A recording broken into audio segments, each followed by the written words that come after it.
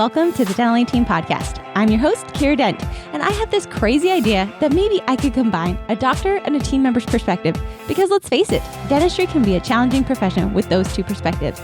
I've been a dental assistant, treatment coordinator, scheduler, biller, office manager, regional manager, practice owner, and I have a team of traveling consultants where we have traveled to over 165 different offices coaching teams.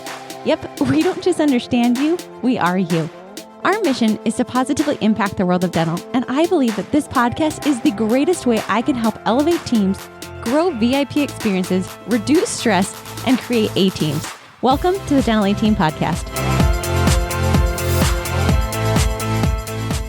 Hey, Dental Team listeners, this is Kiera, and you guys, I am beyond giddy about the fact that we are having a way for you guys to kick off your 2023 in the most epic way.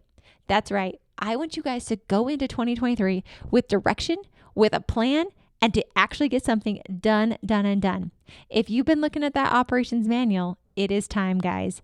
For 3 months, every single week, I'm going to be doing a workshop with you and your team in January to get that operations manual done in 3 months. Guys, this is a value of over $10,000 that I know you're going to freaking love because you're actually going to get it done. So if you want to get your ops manual done in 3 months and kick off your January ultra strong, head on over to thedentaleteam.com/ops manual, and I will see you January 5th for our kickoff.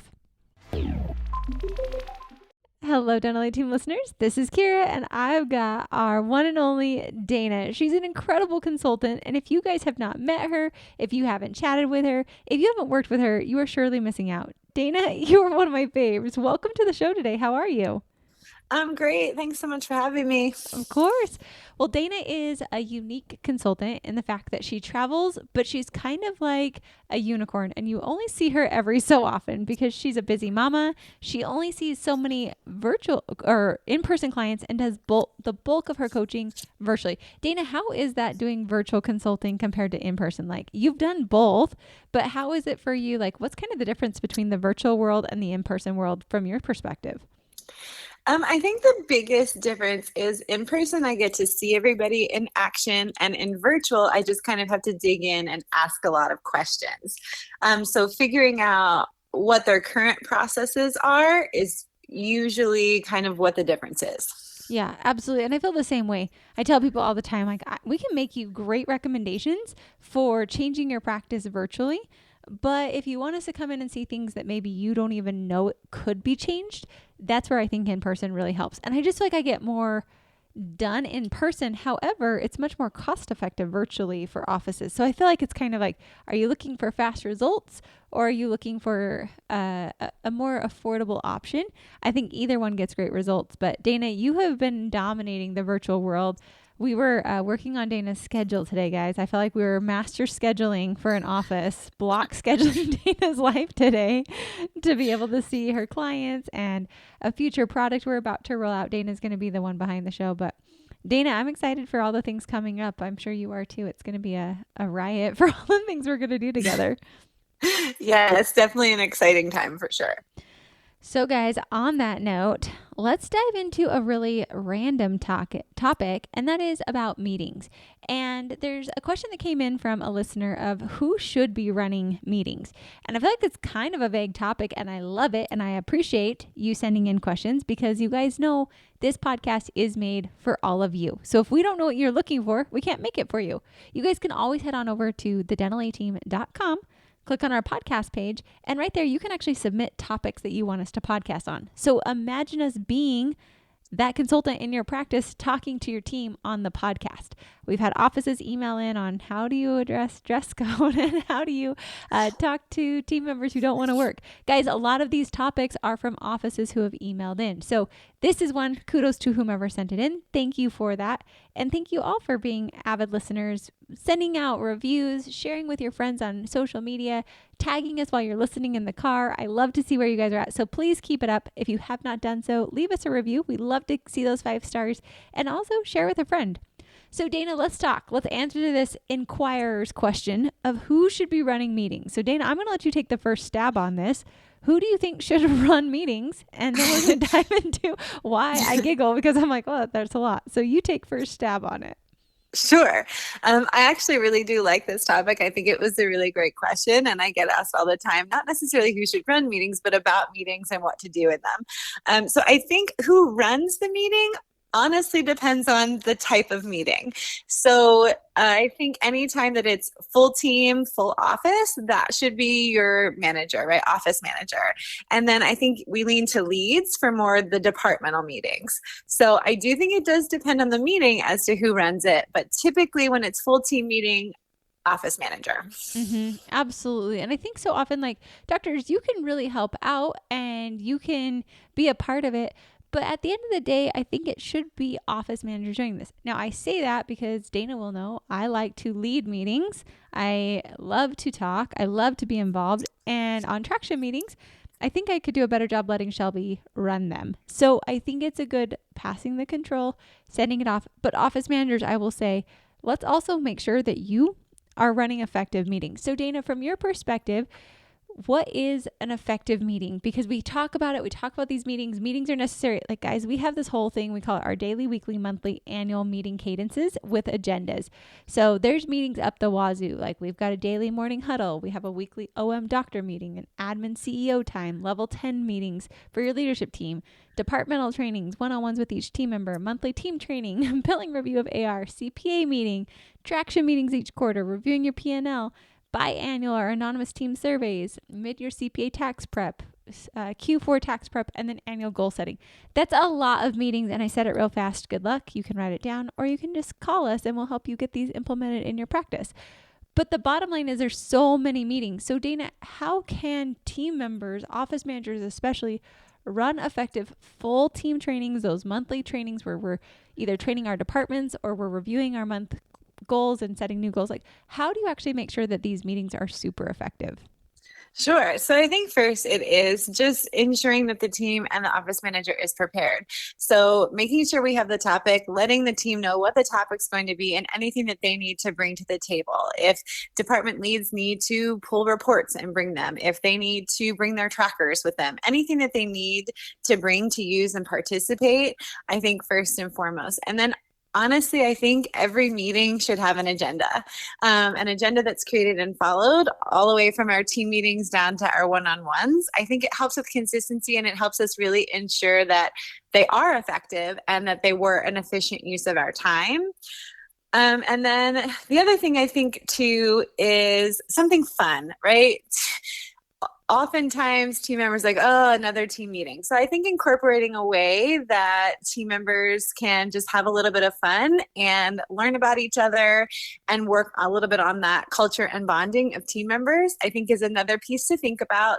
And then action items, making sure that when we have a meeting that is a great use of our time and we're leaving with action items for our team members to go and implement, to be whether it push the practice for growth, to learn new skills, opportunities for training, just leaving with those action items. And Dana, I love that you mentioned having an agenda because on those meeting cadences that I listed off, every one of those meetings has an agenda. And if applicable, have it for the full team. So we're going to just dive into like the monthly team training, like Dana was saying, where the office manager is running it. But it is super important for you to do a team survey. These can be anonymous. They can be prepared for it. But I really love them to say, like, what topics are you interested in having team trainings on?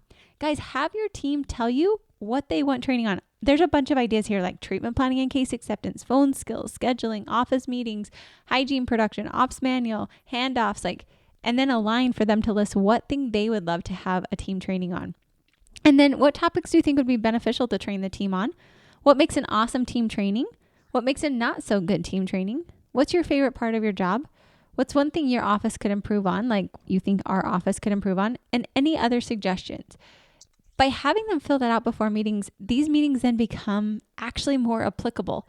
And then having the monthly team meeting agenda, which for us, like Dana said, it's really to be fun, to get everybody realigned. And I love a quote that we have on our agenda right here that I'm looking at is, the goal is to make small improvements that are measurable, trackable, and fulfill the overall big wig or wildly important goal for that year. So it's to make small improvements that are measurable, trackable, and fulfill the overall big picture of our practice. So in our meetings, just like Dana said, we start you guys out with a team building activity. So ideas like 2 truths and a lie, lunch, doing everybody brings a potluck lunch for it, telestrations, which if you haven't played that game, I would strongly recommend you get it.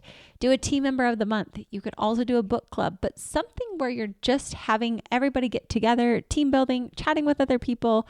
Then you review your practice goals for the year and where are we at with each goal? Are we on track? Are we off track? And what do we need to do this month to help get there? And then let's do a training that's going to help us get to our goals or boost our morale. So some training topic ideas are like new patient experience, case acceptance, hygiene calibration, taking x-rays, recare calls. You can either have it as a full team or split it up per department, and that can really help. And then like Dana said, set up those action items. And I really think it's important that those action items we have on our agenda, that you hang them in the break room or review them at morning huddle and rotate a team member who's responsible for ensuring those action items get done.